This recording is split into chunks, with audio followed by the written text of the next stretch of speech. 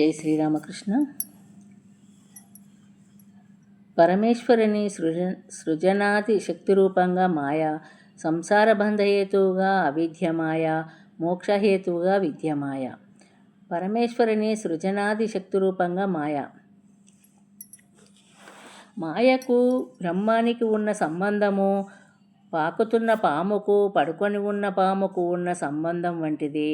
క్రియారూపమైన వ్యక్తమైన శక్తి మాయ, అవ్యక్తమైన శక్తి బ్రహ్మం. సముద్ర జలము ఇప్పుడు నిశ్చలంగా ఉండి ఇంతలో తరంగ కల్లోలం అవుతుంది.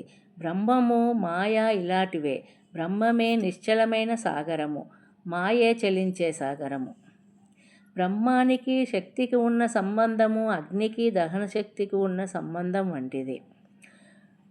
శివుడు శక్తి కూడా సృష్టికి ఆవశ్యకాలే. పొడి మట్టితో కుమ్మరి కుండలను చేయలేడు, అందుకు నీరు కూడా కావలసింది.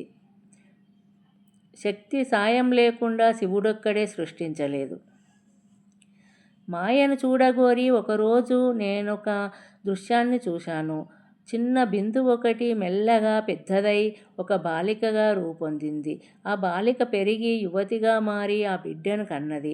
మరి బిడ్డ పుట్టగానే ఆమె బిడ్డను పట్టి మింగేసింది. ఇలా ఆమె ఎందరో బిడ్డలను కని వారందరినీ మింగేసింది.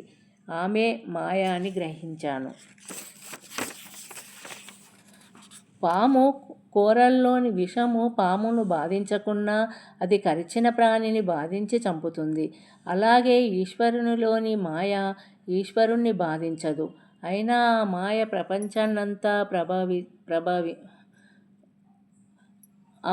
ప్రపంచాన్నంతా భ్రమింపచేస్తుంది. జై శ్రీరామకృష్ణ.